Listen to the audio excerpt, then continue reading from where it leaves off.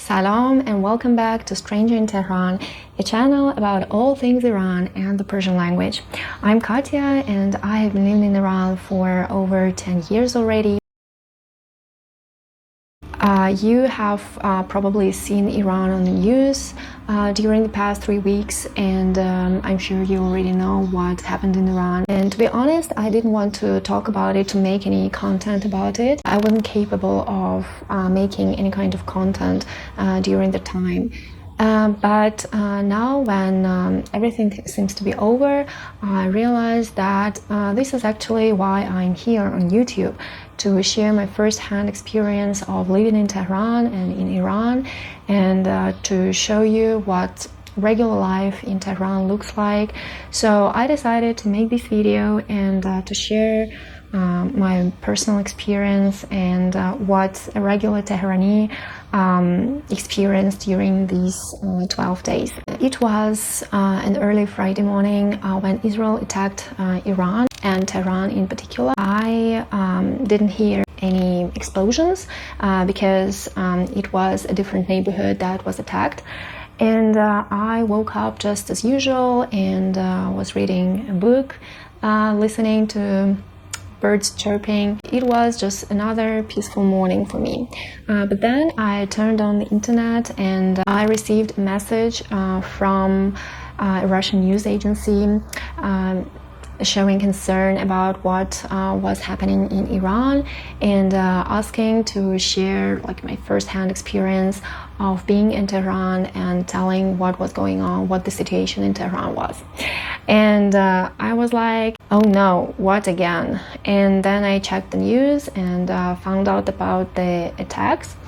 And to be honest, it was not the first attack in the recent years, so I thought that it was just one-time thing, just as usual, and like there was going to be like an attack from the Iran side, and then it would be over. My husband and I decided to go on with our plans for the day, and it was a Friday, so it was a day off, and we had a couple of interesting activities planned for that day. And the first one was actually a picnic with friends, and we contacted our friends and like they were okay with gathering for the picnic, so we did as planned. And when we arrived to the park, we saw lots of other people working out in the park or just having a picnic, having breakfast in the park just like we did. So like everything seemed quite usual, and like of course the main topic was the attacks, and everyone spoke about the attacks, but it felt really good to be gathered with other people and to see other people keeping calm in this situation. So everything went well. And then in the afternoon we had a meeting of our Persian book club, which I mentioned in my previous video. Actually, most people showed up, and we had an amazing discussion of the Blind O by Yazd. And again, like everyone kept going back to the topic of the day, but like generally it was quite a nice meeting and discussion. And afterwards, we went to another park to have our dinner. Once again, the park was full of people playing different sports and just hanging out and having a picnic again in the park. And then we were just walking around in the park, and we had an explosion, but the explosion was like quite far away, so like everyone, like the life paused for a moment, and like everyone was listening whether there will be any more explosions, but there were none. And just a few moments later, everyone continued with what they were doing, and the life just went on. The first days of the conflict actually looked like regular life. The attacks were mostly at night, so yeah, of course we heard explosions far away, but because there were none in our neighborhood, it was like not that disturbing, I think. Of course, some of our friends left Tehran right away, but I thought that we shouldn't panic. There were no problems with getting food or products or getting around. That is why I didn't feel like that I am in danger. We tried to continue with our lives as usual for the first few days, and I even continued having classes, continued with my work. I teach Persian online, and I although the internet was slow, especially during the night, but during the day it worked perfectly fine, and I could have my classes. We tried to follow the routine, like our normal routine. Following your routine really gives you a sense of control over your life, and it helped a lot not to panic. On the other hand, I kept receiving messages from my family and friends. People were very worried about me, and they were asking whether I was going to leave Iran and go back to Russia, for example, or what my plans were. And most of the messages that I received had this question: what are you going to do? Are you going to leave Iran right now? Some of my Russian friends right away left Iran with their kids, although because the airports were closed, they had to travel to the border and then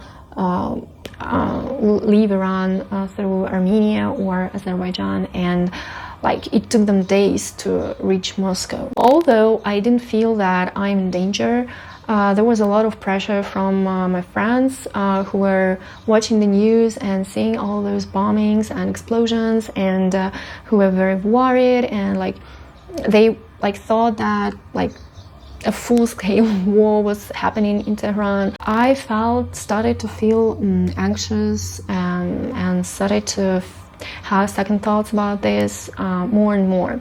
And on one day I even panicked, and I thought that probably we need to leave too. So we decided to look to see what opportunities we have, what we can do, where we can go. And because for me, leaving Iran, was too much, I didn't feel that it was necessary. And of course my husband was worried about his parents. He didn't want to leave them alone in Iran and in Tehran.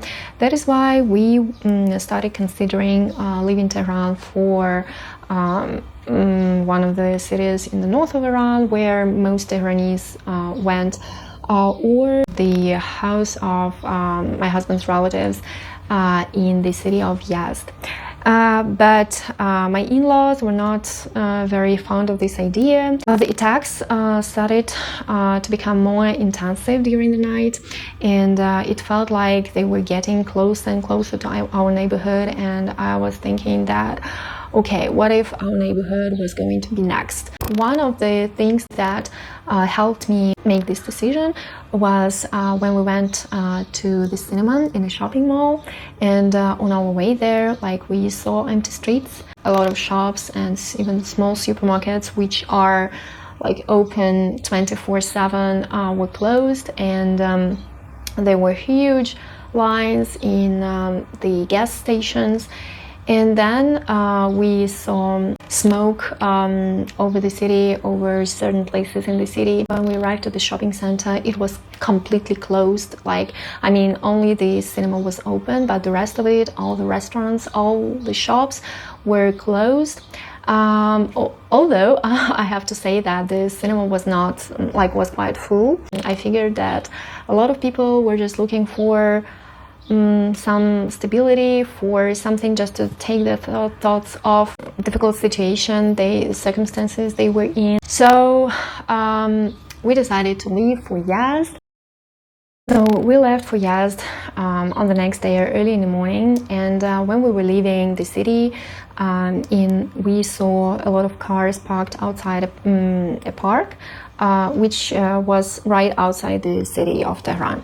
And we were people spending the night in the park just because they didn't feel safe at home, and the only place probably that they had to go, that they had, was the park just right outside the city. The moment we left Tehran, we crossed the border of Tehran, I completely felt safe.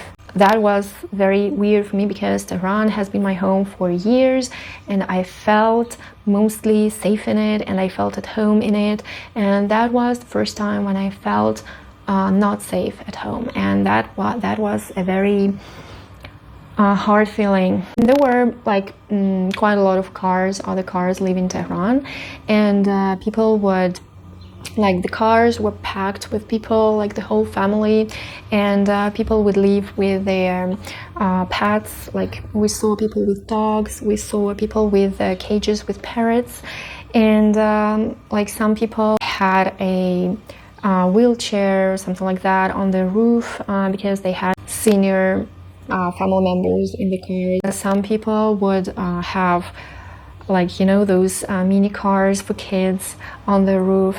Whenever we stopped at those rest areas on the way, there were people who would come up and ask about the situation in Tehran, because it felt that, like, everything was happening in Tehran, and like outside Tehran the life continued just as usual and nothing was going on, and it felt like the war was happening somewhere else. And that's why, like, some people were really curious because they didn't hear anything, didn't feel this tension and pressure of the daily attacks. So they were quite curious to find out what it felt like and what the situation was. When we reached Yazd, the first thing that calmed me down a lot was how peaceful life was there. Like, the streets were full of people, the shops were open, and life went on as usual, and it really gave me a lot of comfort to see this peace and quiet around myself. We stayed at the house of my husband's aunt, who lives with her two grown-up children, and I am enormously grateful to them to give us shelter for more than a week, for I think 10 days. Although I'm sure they won't watch this video, but I still thank them a lot, and that was a very precious opportunity that they gave us when they offered to visit them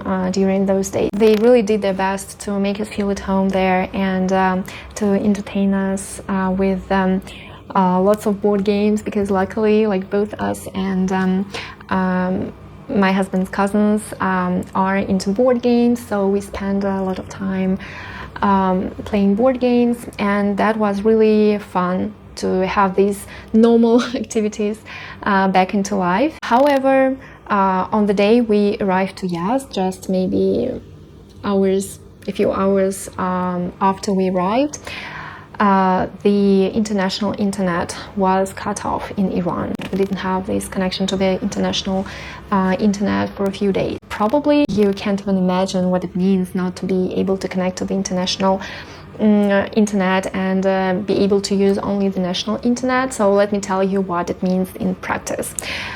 So the biggest issue that people faced is that messengers, like international messengers like Telegram, WhatsApp, they didn't work, they didn't connect. So there are a couple of Iranian messengers, but neither me or my husband or his family use them, and of course they're not suitable to connect those who are outside Iran. So I couldn't contact my family in Russia. I couldn't go into my email and write to them, because, like, you can't open any international website, only Iranian websites. You can't use Google search engine. You can only use an Iranian search engine. And luckily, I had an Iranian app store app installed on my phone, so I right away went and downloaded and installed an Iranian search engine and an Iranian news app, not to lose touch with what was going on in Iran. And it meant that I couldn't continue with my work as well. Luckily, I had cancelled all my classes before we left for Yazd. Also, like, when you are a guest in someone's house, of course you can't go on with your routine.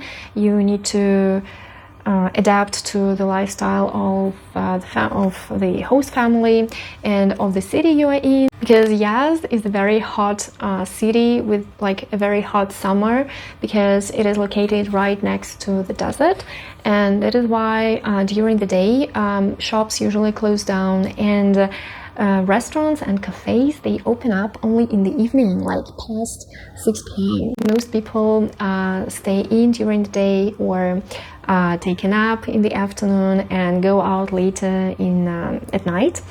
While like my husband and I have a completely different lifestyle, and our day ends at like 10. We had to adapt to this new kind of lifestyle and schedule. That was very hard for me, because it was like I completely lost control over my life. But still, we did our best, trying to establish new routines. For example, early in the morning, I went to buy some freshly baked bread for the family, and also I discovered new types of bread that we don't have here in Tehran. And also we went out in the evening so that we can just forget about the news for a while and just try to enjoy our time there.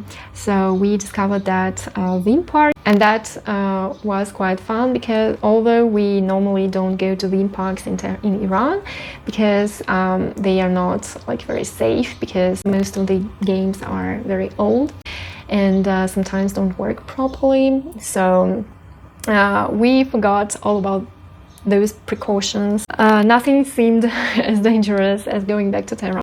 Beside losing control over life, and beside losing the routine, the biggest issue, the biggest challenge that I was experiencing was the uncertainty of the situation. We didn't know how long we had to stay in Yazd, how long this would continue, what to do next, whether we need to think about like really leaving Iran, maybe for a while. This complete instability and uncertainty, it continues even right now, because like most people have returned to their jobs, to work, and continue with their like went back to their routines, but we had a trip to Russia planned out, and we even had tickets, but our flight was canceled. We like had everything ready. We had a visa for my husband, and like we almost had like everything packed. Right now the airports are just opening up. There is still some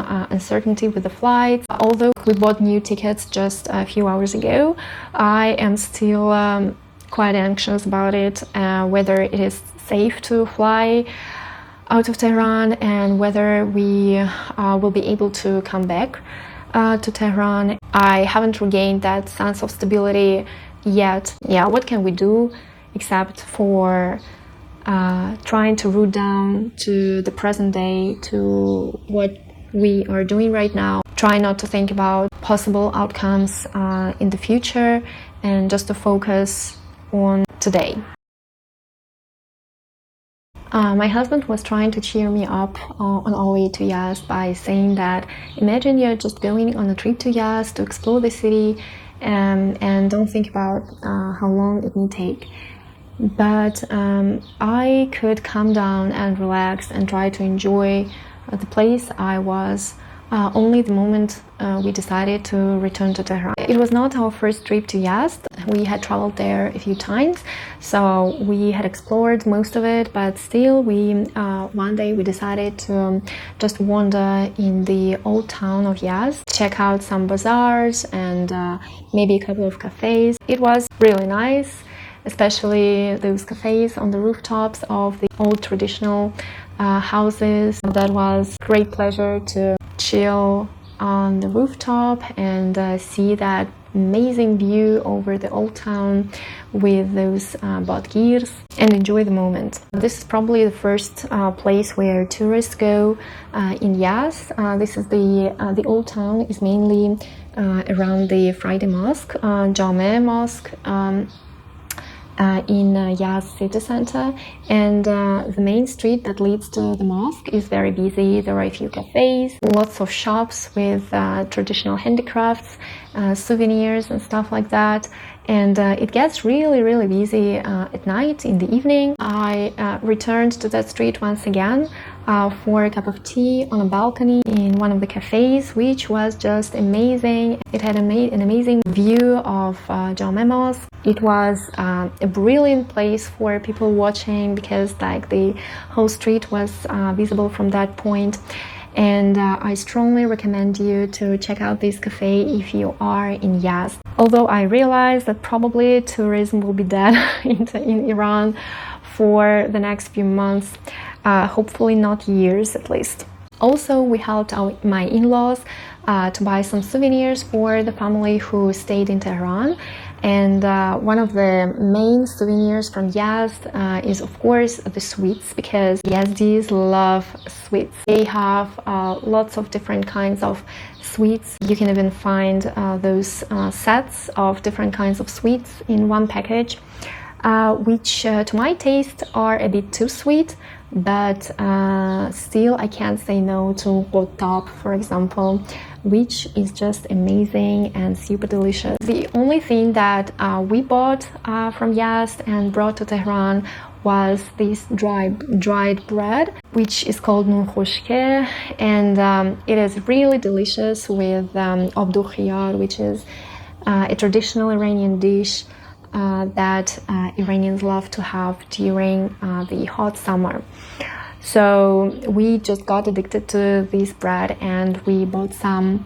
The only package available was quite big though, but we still thought that it was worth taking one back to Tehran. And of course, we tried a couple of Yazdi specialties that can be found only in Yazd, which I don't know how, but I hadn't tried before. One of them is Yazdi coffee, which resembles Turkish coffee. It is as thick as Turkish coffee, but it has a traditional Iranian flavor of cardamom and roses.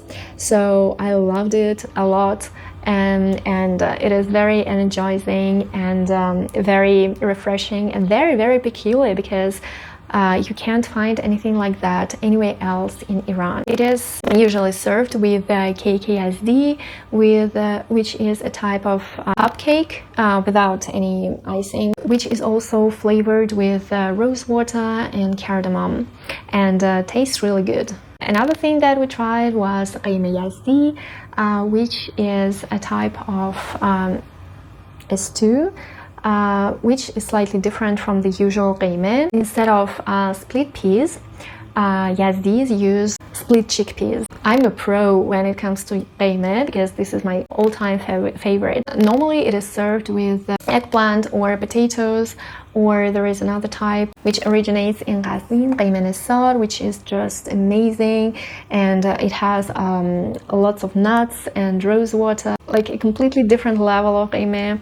But in Yazd, qeymeh is quite simple, but still very delicious. As you can see, because of the stress and because of not being able to follow my routine, I completely forgot about my diet and I ate things that I don't usually eat these days. But probably food was one of those things that kept me grounded and gave me comfort, so I couldn't say no to it. On our way back to Tehran, we briefly visited Aghda, which is a small village, maybe an hour and a half outside of Yazd. It has preserved this old town. Unfortunately, a lot of houses were in ruins. To be honest, it didn't feel much alive, maybe because it was too early in the morning. But still, I can say that we did some sightseeing as well. So it's been a week since we came back from Yazd, and we almost got back to our regular routine. I can say that the city is going back to normal, to its normal life. There are again people in the streets and cars in the streets, and shops are open, cafes are open. And although people are still recovering from what they have experienced, but in general, I must say that most people are quite optimistic about the future and are trying to just get back to their routine and their previous lives and forget about this nightmare And the only thing I can say is that I really hope that this is really over, that this is not just a pause in something long term, but this is over, and hopefully we won't have, none of us will have to experience this again. So if you have whatever question to me about this whole situation and what it was like, don't hesitate to leave your questions in comments. I would be delighted to answer them. Stay safe, take care. I hope to see you in the next video. Khodafez.